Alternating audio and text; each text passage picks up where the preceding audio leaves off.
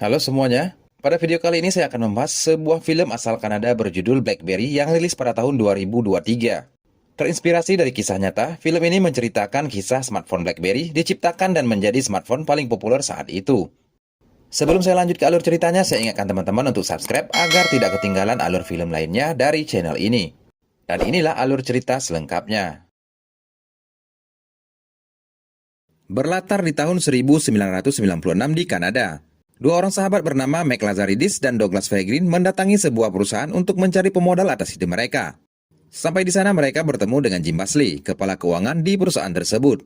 Tanpa basa-basi, Mike kemudian memperkenalkan dirinya, jika ia adalah CEO dari sebuah perusahaan bernama Reset in Motion, atau disingkat dengan RIM. Sebuah perusahaan yang menyediakan berbagai macam perangkat keras komputer. Kemudian, Mike dan Douglas menyampaikan idenya untuk membuat terobosan baru, yaitu sebuah ponsel pintar, di mana nantinya sebuah email yang biasa dibuka di komputer bisa dibuka dari sebuah ponsel pintar yang mereka beri nama Pocket Link. Namun Jim yang dari awal acuh tak acuh dengan presentasi mereka mengatakan jika perusahaannya hanyalah perusahaan manufaktur komersial. Dan Jim meninggalkan Mike dan Douglas begitu saja. Kemudian Jim mengikuti sebuah rapat, di mana ia menjelaskan strategi yang akan digunakan untuk mengakali pajak perusahaan. Ternyata strategi ini tidak disukai oleh petinggi perusahaan dan Jim pun dipecat dari perusahaan tersebut. Malam harinya, Jim yang sudah dipecat melihat kembali gambar Pocket Link yang ditinggalkan oleh Mike dan Douglas di kantornya. Keesokan harinya, Jim mendatangi kantornya RIM, dan orang-orang yang ada di kantor terkejut dengan kehadirannya. Pertemuan singkat pun terjadi, di mana Jim mengatakan ia bisa memasarkan dan menjual ponsel buatan mereka, dan akan meninggalkan pekerjaannya asalkan mereka mau mengangkatnya sebagai CEO-nya RIM. Padahal seperti yang kita ketahui, Jim waktu itu sudah dipecat oleh perusahaannya. Tentu saja hal ini ditolak oleh mereka, terutama Douglas yang menganggap permintaan Jim tidak masuk akal. Di hari yang lain, Mac menghubungi sebuah perusahaan bernama US Robotics. Perusahaan yang akan memberikan mereka modal sebesar 16 juta dolar untuk memproduksi modem. Pihak US Robotics mengatakan mereka sudah mengirim fax pembatalan sebulan yang lalu, karena sampel modem yang mereka kirim semuanya rusak. Berhubung kantor RIM tidak memiliki mesin fax, mereka tidak menerimanya. Padahal, RIM meminjamkan modal dari bank untuk memproduksi modem dan membayar karyawannya.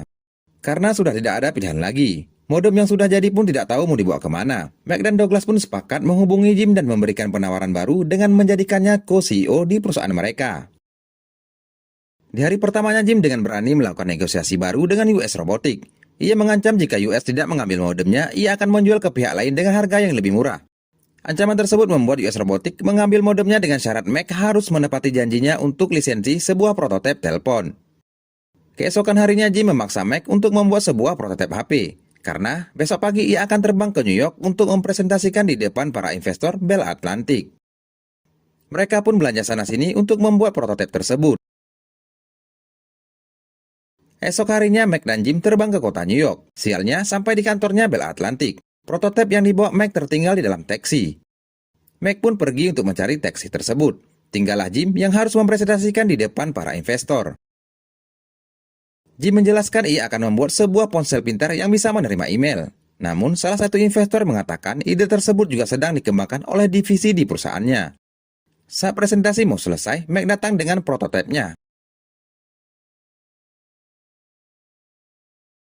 Singkat cerita, setelah mendengarkan dan melihat prototipenya, para investor ini pun setuju untuk berinvestasi.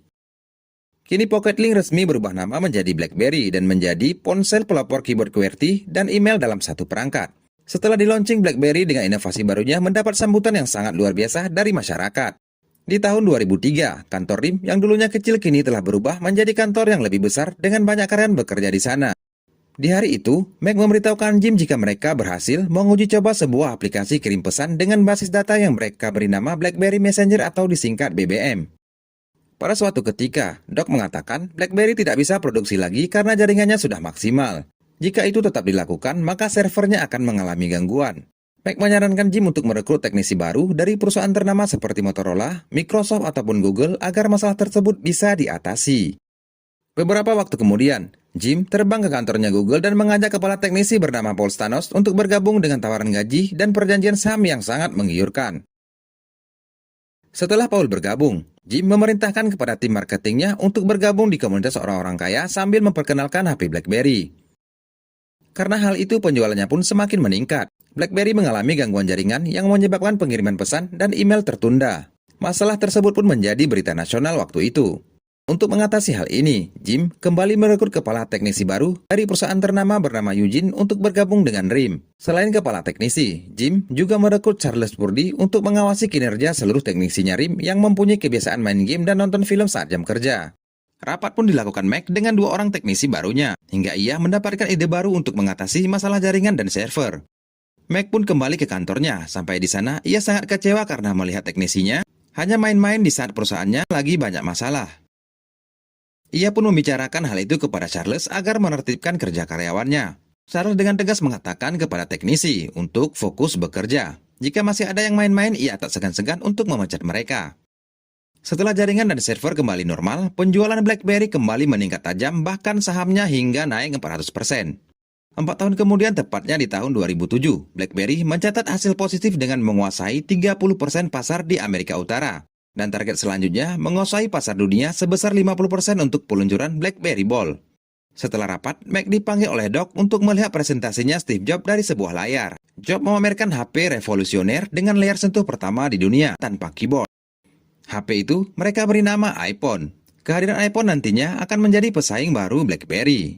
Sementara Jim disibukkan dengan kegiatan barunya membeli sebuah klub hoki. Jim bahkan tidak ikut rapat dengan para pemegang saham untuk memperkenalkan BlackBerry Bold kepada mereka. Presentasi akhirnya digantikan oleh Mac ditemani Douglas. Setelah presentasi, ternyata para pemegang saham kurang puas dengan BlackBerry Bold yang hadir dengan hanya penambahan trackpad saja. Jauh berbeda dengan produk iPhone dengan layar sentuh dan keyboard di layar. Mendengar hal itu, Mac pun membual. Ia mengatakan sedang mengerjakan prototipe rahasia HP layar sentuh dengan tetap mempertahankan keyboardnya. Mac berjanji prototipe tersebut akan siap dalam waktu 1 minggu. Setelah rapat itu, Mac membebankan prototipe tersebut kepada teknisinya. Perubahan sikap juga kini terlihat dari seorang Mac. Mac yang dulu bersikap dingin, kini menjadi pribadi yang suka marah-marah kepada karyawannya. Sementara Charles menyarankan Mac untuk mempercepat produksi BlackBerry dengan memindahkannya ke Cina. Douglas yang mendengar hal itu pun tidak setuju, sehingga terjadi adu mulut antara Mac dan Douglas. Hingga akhirnya Mac mengatakan jika ia sudah tidak memerlukan bantuan Douglas lagi. Dan ia juga mengatakan kalau Douglas tidak memberikan kontribusi apa-apa untuk perusahaan. Douglas yang tersinggung akhirnya memilih keluar dari perusahaan. Sementara Mac harus membuat sendiri prototipenya.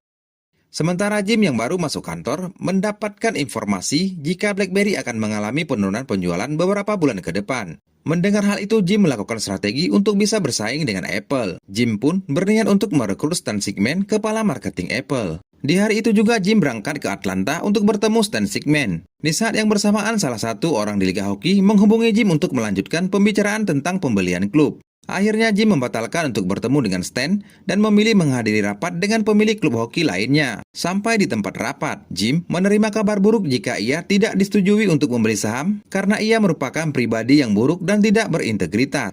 Jim pun marah dan mengancam akan membeli liga hokinya. Setelah itu barulah ia menghubungi kembali Stan Sigman. Tetapi Jim sudah terlambat sampai di bandara. Jadi percakapan mereka hanya melalui telepon saja. Jim menawarkan kerjasama, di mana nantinya 500.000 BlackBerry akan diberikan untuk perusahaan Stan secara cuma-cuma. Dan Stan bisa melepas ke pasaran dengan harga diskon sebelum iPhone dirilis. Namun, Stan menolak tawaran dari Jim. Sementara di kantor RIM, mereka didatangi oleh Komisi Sekuritas Bursa Saham. Mac yang ada di kantor pun diinvestigasi oleh mereka. Pihak sekuritas menemukan penipuan jutaan saham ilegal terkait dengan perjanjian kontrak kerja teknisi luar Kanada seperti Paul Stenos dan Eugene. Kemudian Mac meminta Jim untuk balik ke kantor dengan alasan jika ia punya cara untuk menyelesaikan masalah Jim dengan pihak sekuritas. Padahal itu hanyalah akalan Mac supaya Jim kembali ke kantor karena belakangan ia selalu menghindar dari pihak sekuritas. Akhirnya Jim pun diinvestigasi yang membuat karirnya berakhir. Pada tahun 2008, perusahaan Research in Motion resmi ganti nama menjadi BlackBerry dengan hanya menyisakan Mac sendiri sebagai CEO-nya.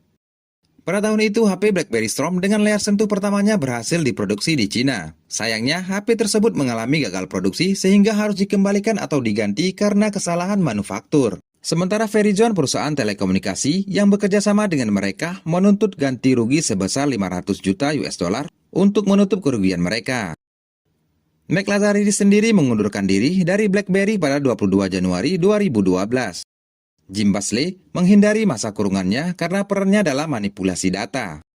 Sedangkan Douglas menjual sahamnya pada tahun 2007 dengan harga tertinggi dan menjadikannya sebagai salah satu orang terkaya di dunia. Pada masa jayanya, BlackBerry menguasai pasar sebesar 45% dan saat ini 0%. Film pun selesai.